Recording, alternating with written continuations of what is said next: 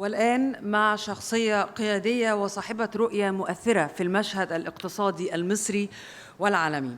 رحبوا معايا بوزيرة التخطيط والتنمية الاقتصادية والتعاون الدولي، معالي الوزيرة دكتورة رانيا المشاط. تفضل.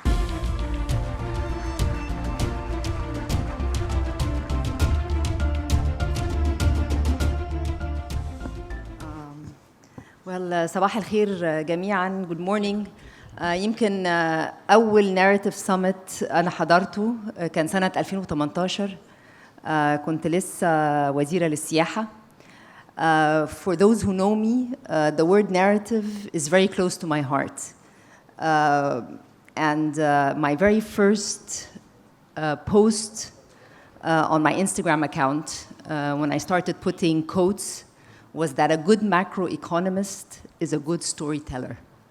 So when you're talking about stories, when you're talking about content, it's not just about pictures. Economists also need to be able to tell a story for the economics of this country, so that all the stakeholders who are here, be it businesses, citizens, entrepreneurs, youth, NGOs, everybody could actually find a place within this story for the economics of the country.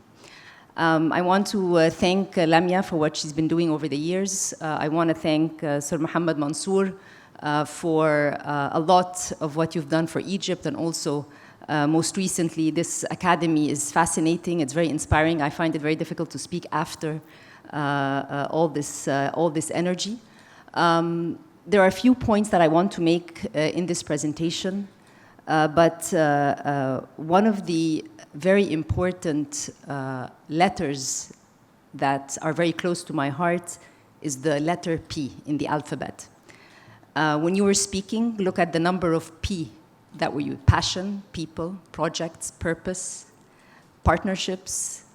When I was Minister of Tourism, we came up with sustainable tourism. I remember being on the stage of the narrative, and I had the SDGs, and in the middle there was tourism, because again, this was the beginning of trying to think how we can take the sector itself into a different place. As Minister of International Cooperation, one of the key pillars of our economic diplomacy was the global partnerships narrative. What is the narrative around the partnerships that we are doing with the world? And it was people at the core, projects in action, and purpose as the driver. As Minister of Economic Development, Planning, and International Cooperation, we're putting also a narrative on economic development. In Arabic, it's called السردية الوطنية للتنمية الاقتصادية. So this word السردية is the narrative. And what's very important is how can we put everything that we're trying to do, be it reforms, be it pushing private sector engagement, how can we put all of this together into a narrative which makes sense, is credible, is one that is sustainable, and all of us not just say it, but also work towards it. So this is something that I started with the new cabinet. We were all sworn in July of 2024. With my colleagues in cabinet, with the economic committee, we're putting this together. I'll give a few pointers on this. I hope I won't be too long, but I thought it's important for this crowd to walk out of the room with a few, I would say, headlines that you can use when you are also speaking about Egypt's economy, where we want to go, and how we are trying to do it. So some of you have already heard me in other occasions in Ramadan, so if it's being repetitive, bear with me, but I see new faces as well, so that's to the benefit of those who are attending for the first time. So when we talk about economic development, we're talking about industrial development, we're talking about FDI, we're talking about technology, entrepreneurship, human capital development. It's a very big umbrella.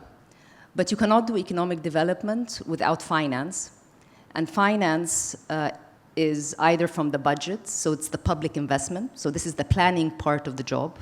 How can we actually efficiently use public resources to push economic development. And then being an emerging market, being a middle income country, there's always a gap. So we fill in the gap through concessional finance from abroad. In June, there's a very important conference, Financing for Development. So what I do is financing for economic development. So this is, in a nutshell, what this ministry is about. But this is not possible without two important underpinnings. First, macroeconomic stability. If we don't have macroeconomic stability, it will be very, very difficult to secure financing or to actually direct financing properly. But macroeconomic stability is necessary but not sufficient. What is important is that sustainable macroeconomic stability is through structural reforms. Structural reforms are a continuous process, and I'll speak a little bit about this. But this is really what I mean by السردية الوطنية للتنمية الاقتصادية. So the advancing economic development in Egypt, reforms for growth, jobs, and resilience. And I think when this narrative is talking about the Egypt reset, we're all witnessing a global economic reset. We don't have to speak about it here, but things are being reshaped faster than any of us globally are able to cope with. And we're not at equilibrium yet, but as we are moving towards that equilibrium, it's very important that our narrative is one that we believe in, we're able to communicate, and we all work together towards. Again, all of this is that we need the private sector to really lead growth. So another P is private sector or private-public partnerships. And all of this is to create quality growth which is sustainable, continues, creates jobs, has technology at its base. There's a very important concept that there's the middle income trap.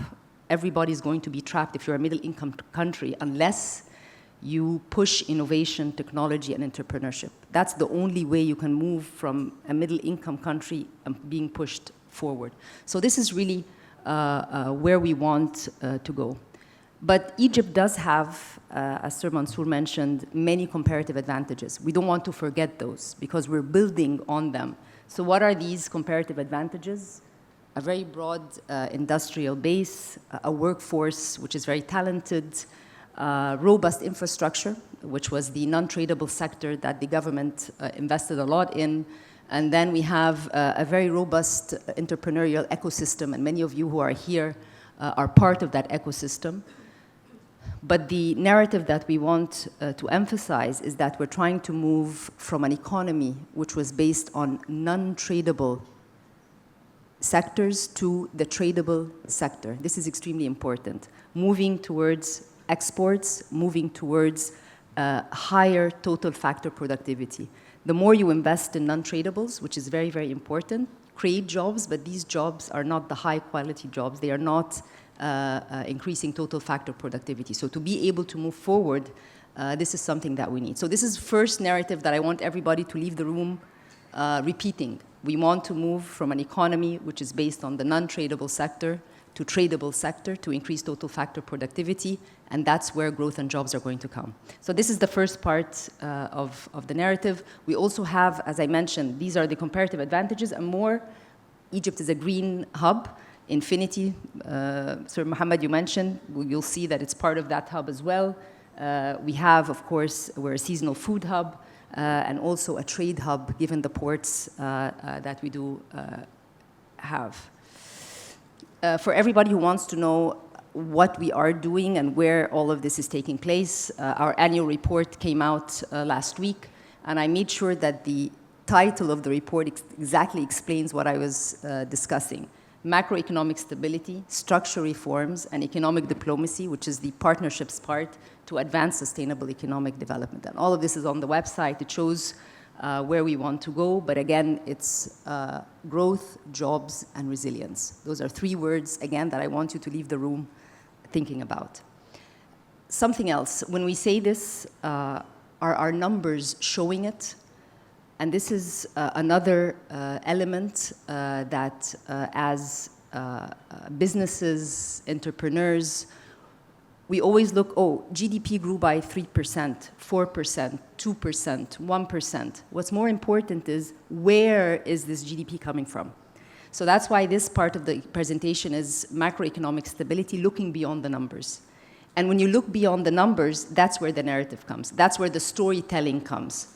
So if we take a look at the latest numbers of GDP, you'll find that we started to recover.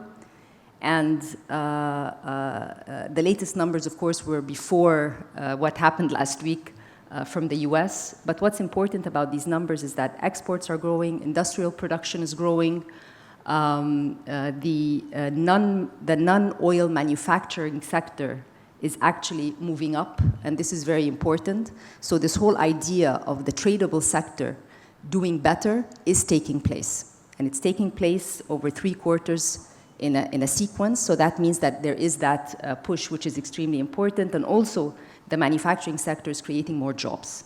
So these are going beyond just the headline numbers, looking at the sources of growth and trying to make sure that as a government, the reforms that are needed are actually pushing in that direction and not holding it backwards.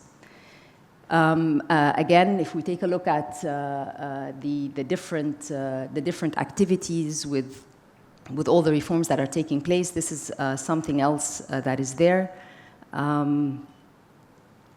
The other sectors which were very important for us in the quarterly GDP, tourism is doing very, very well, despite the headwinds that we are facing. And when we take a look at the Grand Egyptian Museum opening up in July, that's also going to be a very important, attractive point for the sector. So this is another important slide.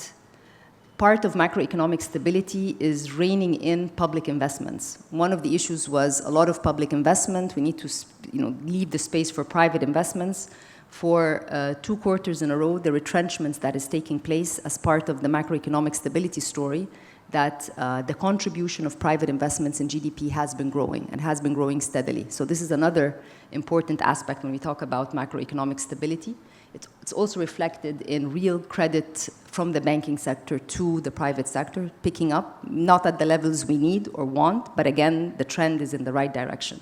So these are just some of the elements of GDP that I wanted to leave you with. So when we're talking about the story, it's going beyond the headline numbers, going into the details, so that all of you become macroeconomic storytellers. An extremely important element when it comes to talking about the economy, trying to pitch your business. You need to know what's happening in the macro of this country so that you can actually access finance, find a partner, try and find new markets, and so forth. Sorry, this is taking a little bit of time. These are just a lot of data. Something else we've started to do. Everything I said is on our website in English and in Arabic. We wanted to own our GDP story. So we don't wait for investment houses to write about our GDP. GDP comes out, we analyze it, we put it on the website in both English and Arabic, a note with all the charts, with all the details. So please use this information. It's important, it's done so that no one says, what is Egypt's GDP looking like? Where is this number coming from? We own it, we release it, and it's all public information. Structural reforms.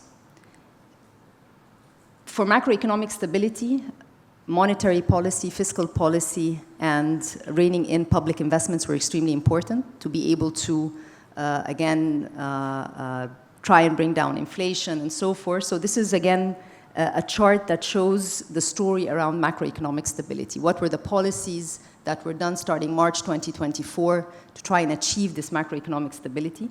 But as I mentioned, you reach it, but you need to sustain it. You can only sustain it if you have structural reforms. For us, we have 3 pillars of structural reforms. Another part of the narrative that I want you to leave the room remembering. Our structural reforms are based on 3 key pillars. Continuing on the macro fiscal resilience, so tax policy, trying to be clear when it comes to the different breaks that are going to be provided, how the SMEs are going to be dealt with, those who are not in the tax system, how are we going to bring them in? So macro fiscal resilience. The second pillar is increasing competitiveness and private sector engagement, what's happening on the investment side, what's happening with customs, the number of days that you need to clear in customs and all of that. Number three is the green transition. Egypt being a green hub means that we want more investments in the green space, and that can only happen if we continue structural reforms, allowing the private sector to buy and sell renewables to each other, making sure that the prices on the grid make sense, looking at the monitoring and validation of CO2 emissions, et cetera, et cetera. So these are three pillars of structural reforms that I want everybody. I'm gonna pick people, and you have to remember this because there's going to be also competition. So structural reforms, macro fiscal resilience, increasing competitiveness and private sector engagement, and the third one is the green transition. So those are the three structural reforms. And then here I'm just giving examples of what has been happening already on taxes, on simplification and digitization, also the dispute resolution. All of these are things that are taking place, and also more is being done. So here we have a loop. Macroeconomic stability, you need it, but you have to augment it with structural reforms to be able to achieve economic development. And you need economic development to be able to have macroeconomic stability, continue with the reforms. So this is what we are working on all the time to be able to remain competitive, to be able to open up to the private sector, to be able to have quality growth which is sustainable, creates jobs, and makes the economy resilient. For private sector engagement, there's a sovereign fund. For the first time, we have the three ministers of the Economic Committee on the board of the sovereign fund, so Minister of Investment, Finance, and myself, putting together a new structure on how we're going to move forward. There's the state ownership policy, and then there's the governance of SOEs and public economic enterprises, which the 54 state-owned enterprises are going also through a restructuring. Financing for economic development, another important part of the story, and I want everybody to remember this as you're walking out of the room. For the first time in 2024, but before I go there, we have an integrated framework for financing for development, so that all the elements are together. If it's domestic resource mobilization, if it's the FDI, if it's how much concessional, if we are doing debt swaps, if we're doing blended finance, all of this comes under an integrated financing framework.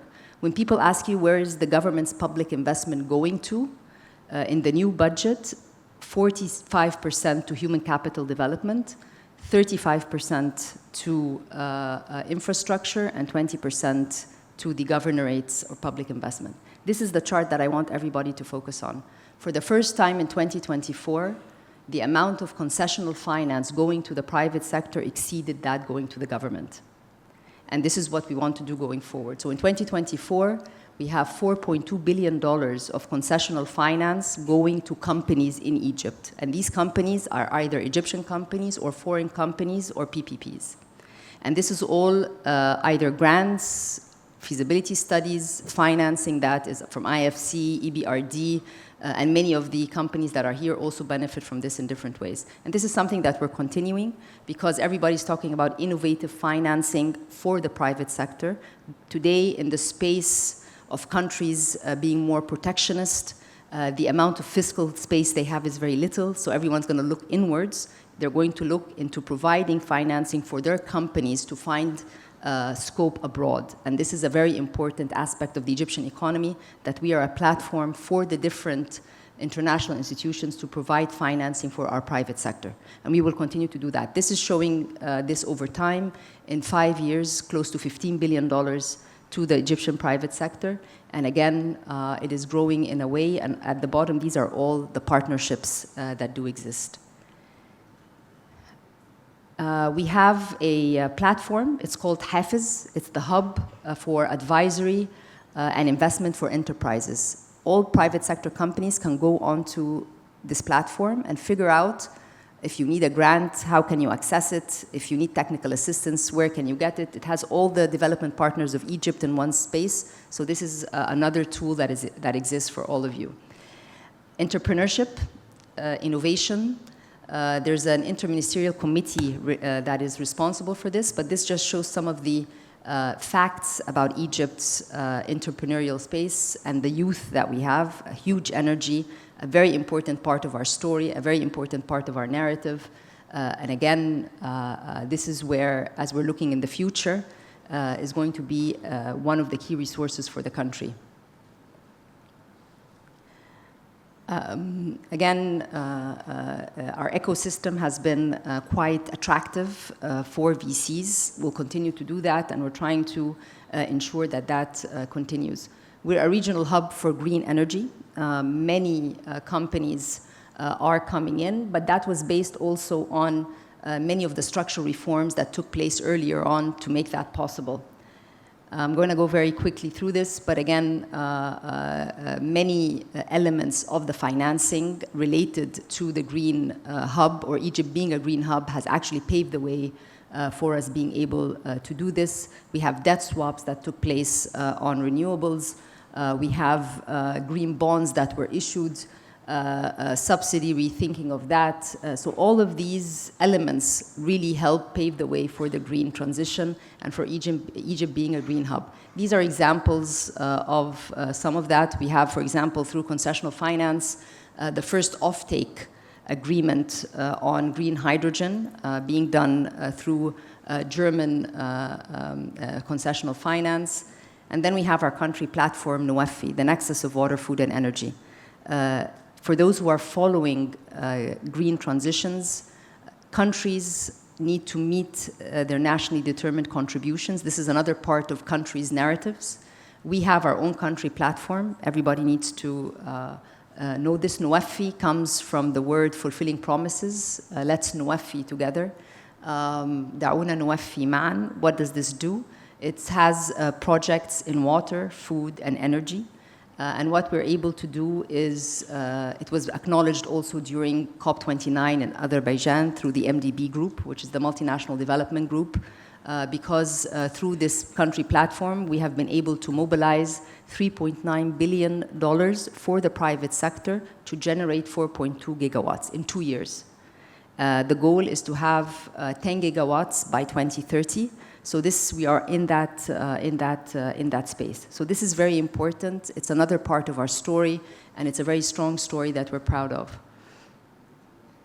These are just some of the companies, and I think you will see, again, Mia Power and as I mentioned, Egypt is a platform where partners can work together. So you will see that IFC works with JBIC, works with commercial banks to finance projects in that space.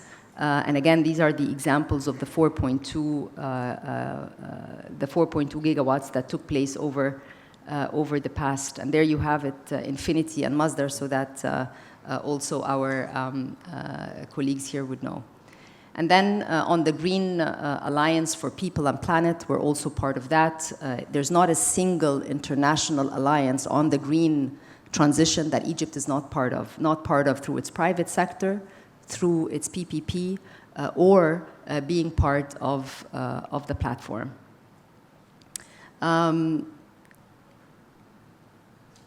Replicating it to other countries. So part of our story is many of the things that we have done are also very good examples for our South-South cooperation, which is, for example, the African Development Bank wants to take our Nuafi platform to Africa. So this is, again, something which is quite important. And then I just give different examples of what's happening in other important sectors.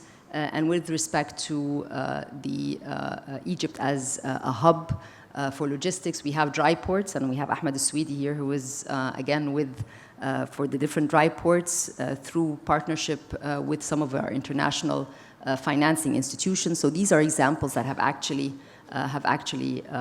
worked. This is what I wanted to say for the narrative on the economic side of Egypt. Just to sum up, again, we need to look beyond the numbers. If you look beyond the numbers, you will see that there is an economic recovery taking place where more of the tradable sector is picking up. What we want to do in our new narrative, as I mentioned, is to move from a non-tradable economy to a tradable economy. Macroeconomic stability is a necessary condition, but you have to tie it in with structural reforms. We have 3 pillars of structural reforms: macro-fiscal resilience, improving competitiveness, and pushing the green transition. And again, if we're thinking about purpose, private-public partnerships, if we're thinking about the SDGs, this is being implemented through different projects. Everybody was talking about looking ahead. There's one thing that we learned in a leadership course at the Kennedy School. They said, why does the lion eat the deer, even though the deer looks faster than the lion? It's just because it stops and looks backwards. So let's not look backwards, let's look forward, so that whatever international, global, regional shocks face us, they do not eat us, but we are able to go fast by looking forward and betting on the future. Thank you very much.